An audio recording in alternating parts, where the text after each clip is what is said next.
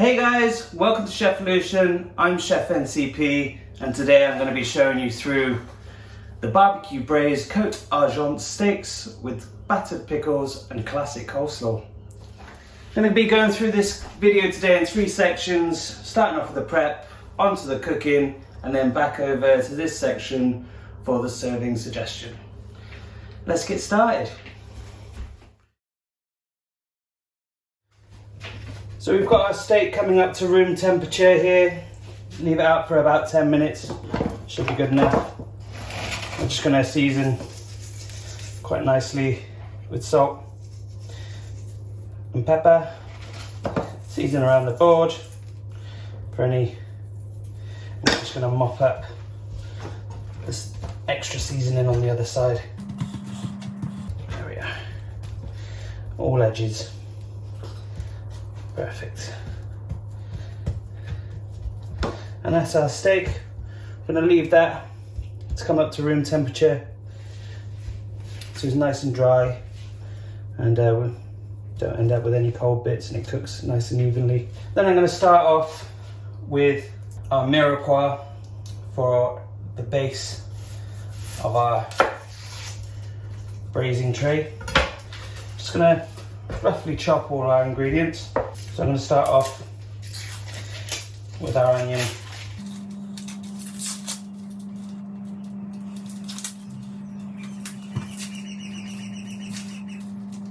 Right, in half, and just roughly chop up,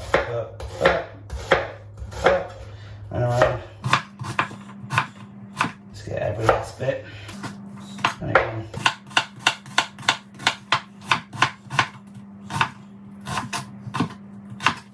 And I'm going to get that into a container and then just peel our garlic. I do it this way. Just give it a quick bash and that should release the skins.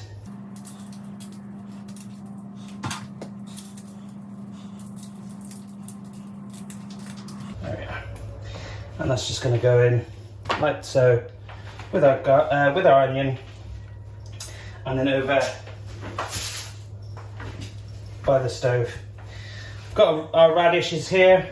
I just want some nice thin slices for our garnish.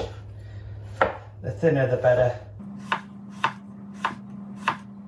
And we'll go nicely on top of our dish. Just going to place that in the fridge when ready. Next, our tomatoes. Just going to roughly chop these up.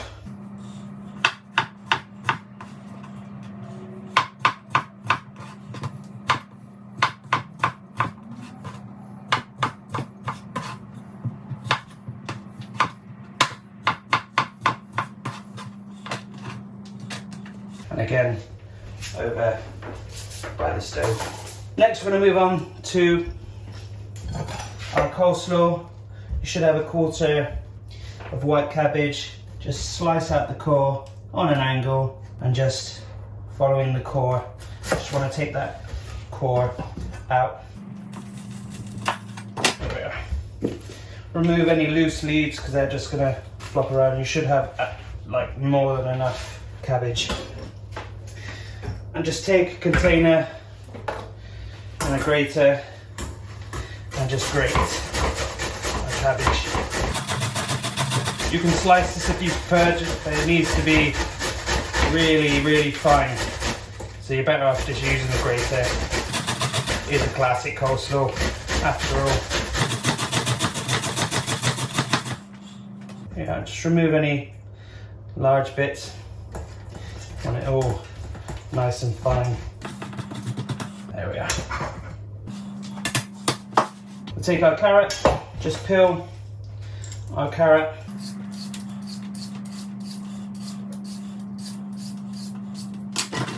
And again, into our coleslaw mix. Shout out to Caribbean Craft, guys, I'm sure you know why. I used to do this every day with about four cabbages. And then some nice fine slices of onion. Take off the top and bottom. Remove the skin.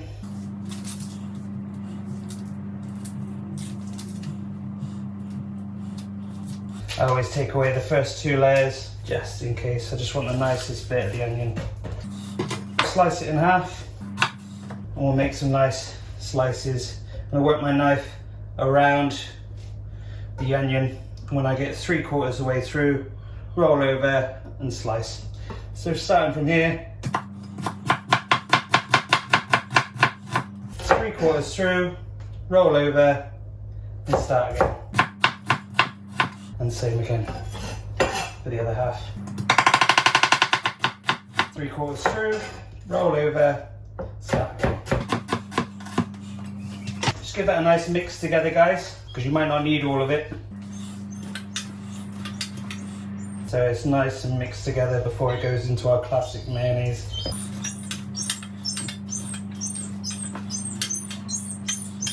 Don't use a colander like me. I just wanted a big container. And just place that to one side. We'll come back to that in a second. And we'll move on to our mayonnaise. So we've got 1 egg. I'm going to wear some gloves because I'm allergic. And I'm just going to separate our yolk. Discard our white. You can do this by passing the shell around. Separate your yolk from your whites, discarding the white.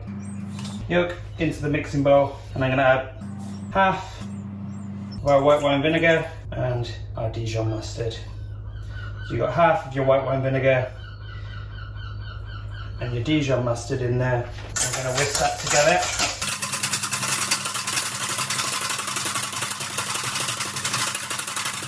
And start to make our mayonnaise. So I always go in with a neutral oil, just a little drop at a time.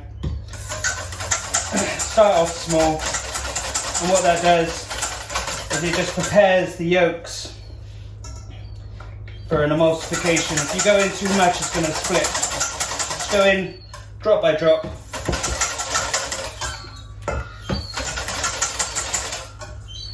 You can do this in a blender if you like on a low speed. Put your ingredients in and just gradually add your oil through the top until you get your desired mayo consistency. So I'll come back to you in a few minutes once this is done. So I'm almost there now. I'm pretty much happy with that. Just going to go in with just a little bit more oil.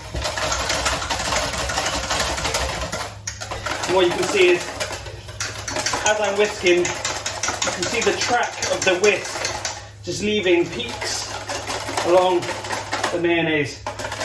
And you should be able, as the mayonnaise is whisked, it'll go up against the walls of the bowl and it'll take a longer time to come down. We're just looking for that nice creamy mayonnaise. Perfect. There we are. So you might not need all of your coleslaw mix because that is quite a lot. You can save it for salads or something like that. I'm just going to go in with about just over twice the amount of mayo in volume. And I'm just going to take a nice pinch of salt and pepper. And I'm just going to stir that together.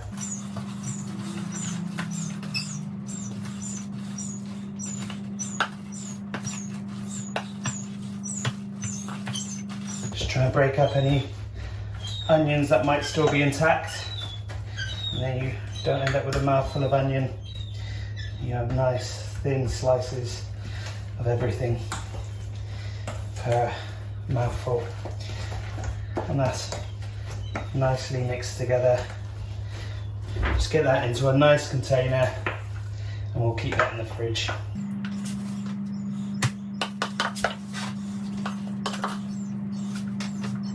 So into the fridge with that one, and I'm going to wash up our bowl for our batter.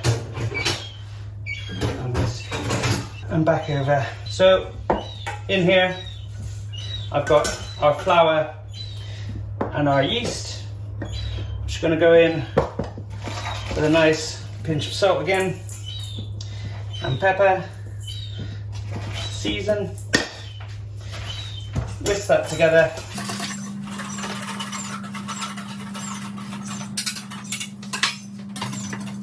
And I'm going to split that in half. We're going to go one by one with our pickles into the flour, into our batter, and into fry. So that's our flour ready. We'll put that over by the stove, and then all I need is a carbonated drink of any sort. If you've got soda water, lemonade, even use Coke if you like, really doesn't matter as long as it's chilled and carbonated, i.e. fizzy. I'm just going to use beer. Just going to go in with a little bit first, whisk that together.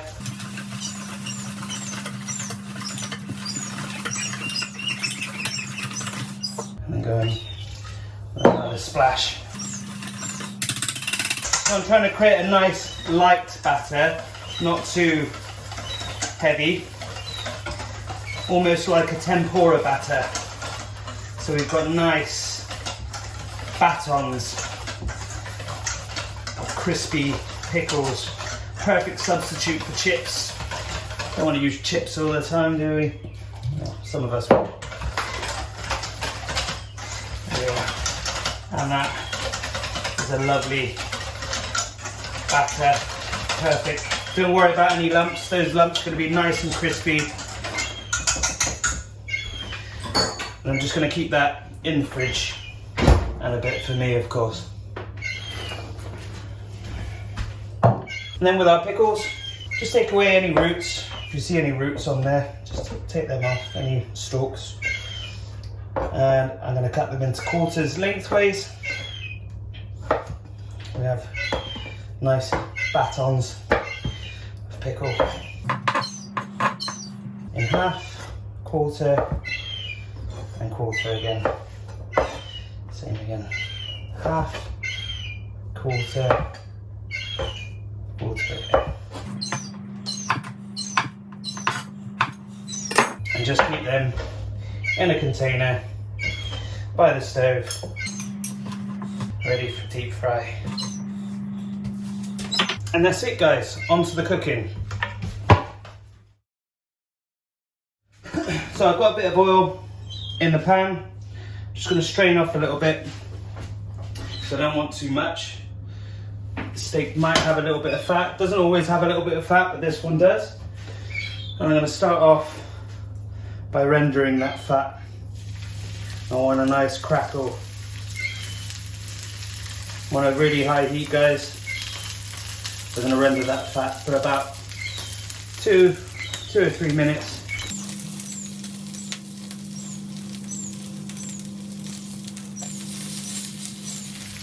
What a Côte Argent steak is, technically, is a nice braised steak called the silver side, which is perfect for braising. It's been about 2 or 3 minutes now. I'm just going to flip that over and start to sear all sides. The reason why I've done the fat first, because all that fat flavour is going to be in there, in the pan, and it's going to go back up into the steak. Beautiful. So another 2 or 3 minutes on each side. Going to render all those flavours, and that's going to make the difference for our barbecue sauce. Have a look at it guys. It's looking lovely. We're literally just looking for that nice caramelisation. We don't want to go too far, otherwise we won't have that beautifully pink centre. Just when you're doing this guys, make sure you pay attention to the grains. So when we carve steaks, we always go against the grains. So it's a lot easier to see on another side, not always on the same side. So make sure you check both sides. From here I can see the grains are kind of going this way, so I'm going to carve through the steak that way. So just try and remember that. So we've got a beautiful bit of colour on both sides now. Just finish off by searing the bottom thinner side. We'll have some nice colours all over the steak. There we are. I'm just going to leave that to one side. That's ready to go into the oven once we have our mirepoix all cooked. So we'll start off our mirepoix with our onions, straight into the same pan with all those flavours. Immediately add a lovely onion smell. We've got onions and garlic in the pan together. Going to go in with another little bit of oil because it's mopped up all those fats already, and a lovely pinch of salt. Big pinch. This is all going to get diluted with water and pepper. There we go. Got some lovely chars going on there. Just going to turn the temperature down ever so slightly. I'm electric, so I'm going to go right down and then come back up. So I've got residual heat in there. Going to go in with our tomatoes now. Going to help cool down the pan. Give that a little toss.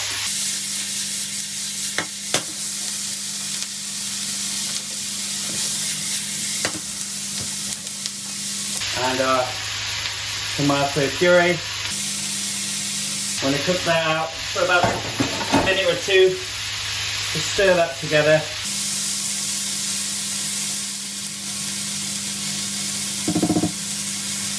Lovely. The smells are phenomenal now, guys. You know this is going to be good.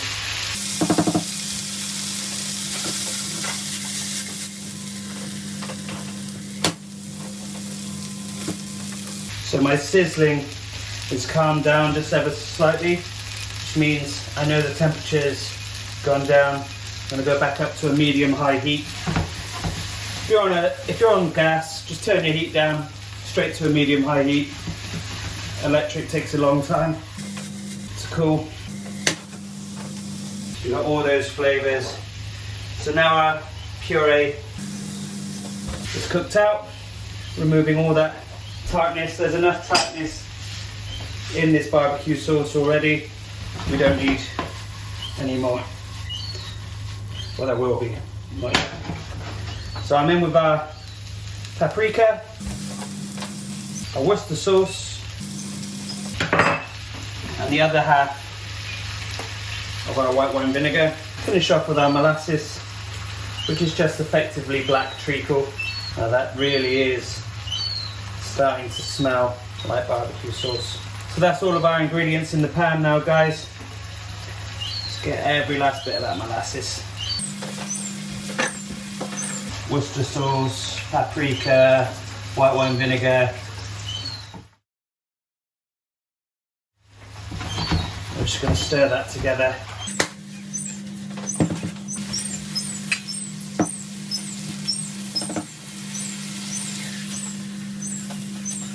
There we are. So I'll just remove our steak out of the way. We have our baking tray here. Make sure it's a deep-sided one, perfect for braising. And we're just going to evenly spread a nice bed of our mirepoix for our steaks to sit on. So just spread that out nicely. Perfect. Then we're going to place our steak nicely on our bed, our mirepoix, and take some boiling water and fill our tray. Almost the top in this case. If you've got a deeper tray, even better. I'm just going to cover our steak with parchment paper. So don't forget your thyme and your bay leaf. Make sure they're nicely submerged.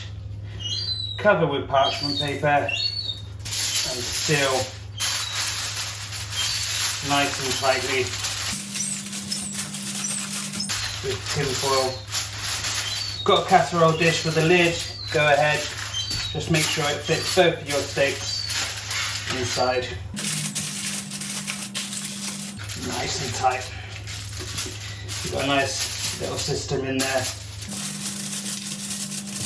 So all the heat inside is going to go over and under the parchment paper. We're going to go into a preheated oven at 150 degrees Celsius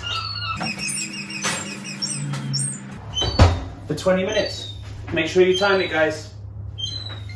So we've had our steak in now for about 17 minutes and I've left it to rest for a few minutes in these juices. I'm just going to remove that and leave it to rest to one side. It's lovely and tender.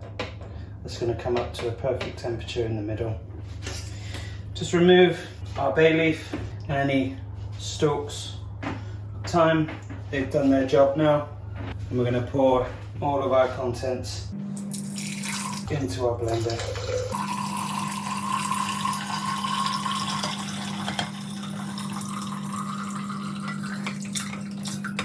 And we're going to blitz that to a smooth consistency. Should take about 4 or 5 minutes. If your blender is quite full, just give it a little pulse first, because hot liquid and the pressure could lift your blender lid straight off and fly off. So apply your left hand on top of the lid quite forcefully, holding it down.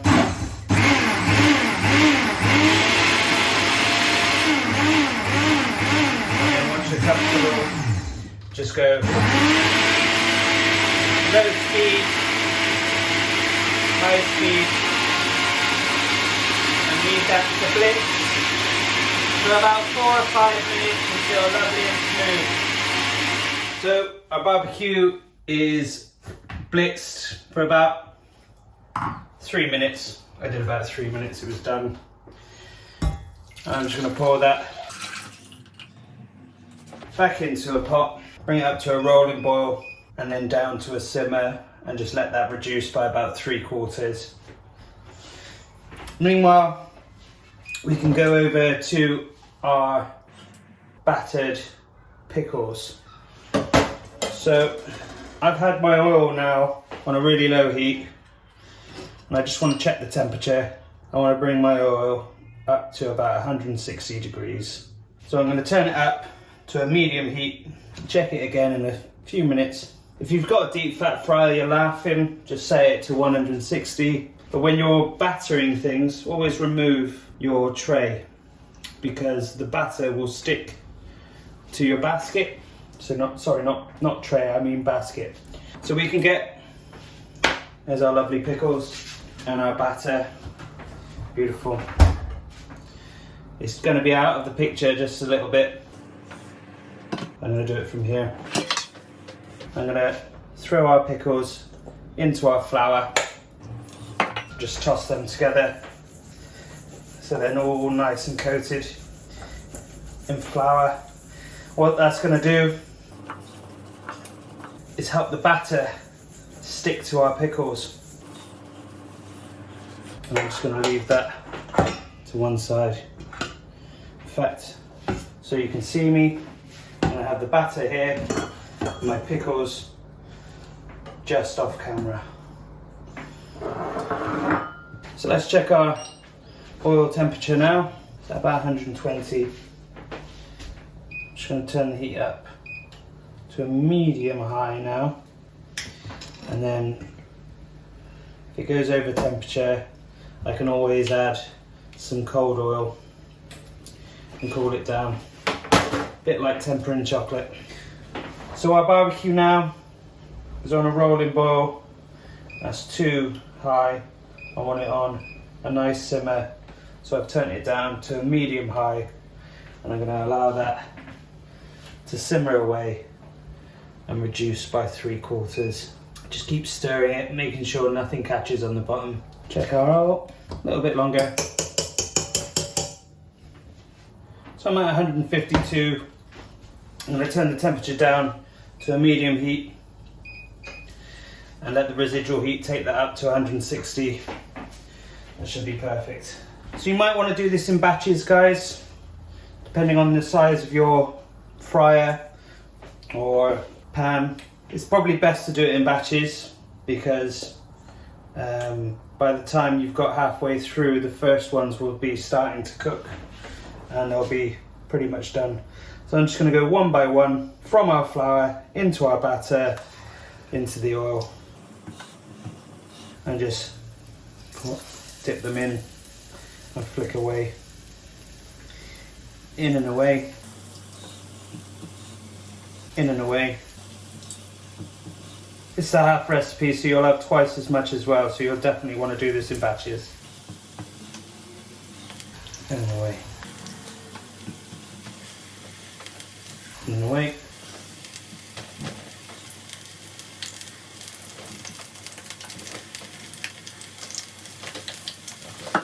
Do for now, and I'll do the other half after. Have a plate with some kitchen paper at the ready, and we can just fish them out with a perforated spoon or spider ladle, which is one of these, and they can just dry on some kitchen paper. See, this is why you always rest your steaks, because if you don't rest your steaks, whether you're cooking low and slow or high and fast, if you don't let them rest, all this juice will end up on your plate when you serve. So these are beautifully crisp and golden. Just another 10 seconds for the last ones that went in to catch up. Break them apart as well. There we are. Just give them a little shake.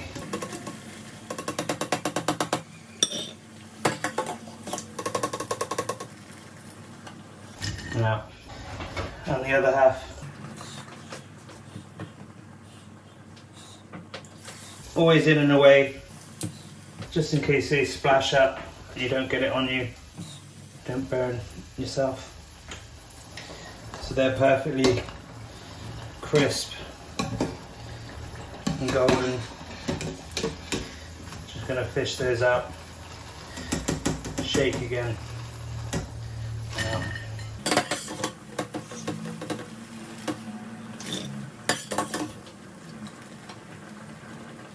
And then leave your oil off the heat, nice and safe, to one side, and wait for that to cool down before you're doing anything else with it.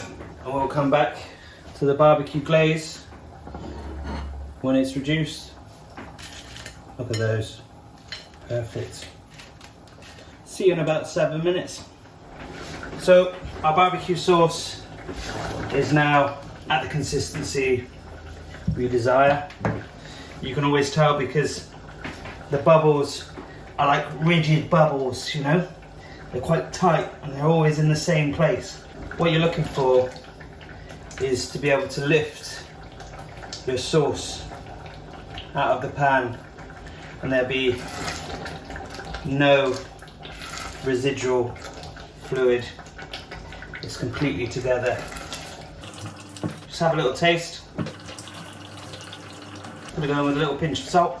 Got a nice kick and it's lovely and beefy. So we're just gonna stir that together. Look at that, beautiful, more than enough. Keep them for your dips if you've got too much. Just have a dip to one side. Don't need to buy barbecue sauce. So all I'm gonna do to baste our steak is I'm just gonna dip it back in the pot and give it a nice coat and back out. And that can go over to serve. Then all we need is 2 ramekins Obviously I only need one, because I'm doing a half recipe. You guys should have 2 steaks. We'll just fill them up quite nicely, and we'll place those in the fridge to chill. On to the serving suggestion. So we're going to start off by carving our steak. So I recommend using your favourite carving knife. We're just going to take off that fat because it's done its job. Look at that, beautifully pink in the middle. We're just going to carve our steak.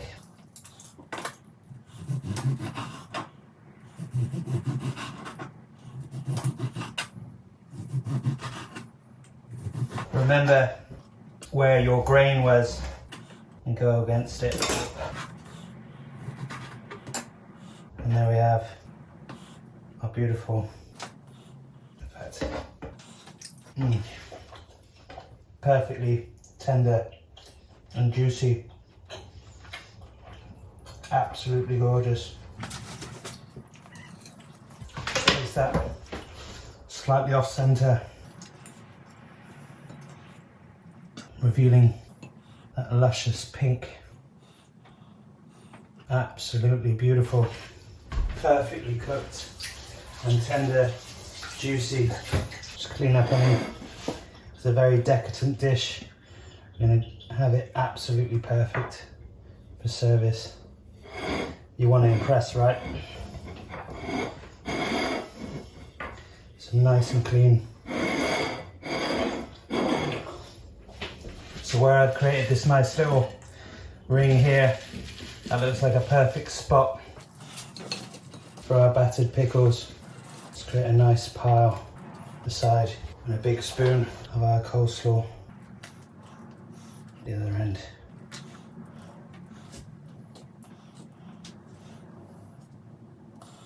Finish off with our barbecue sauce. And you're on to a winner every time. Just top some nicely placed radish. Pink on pink.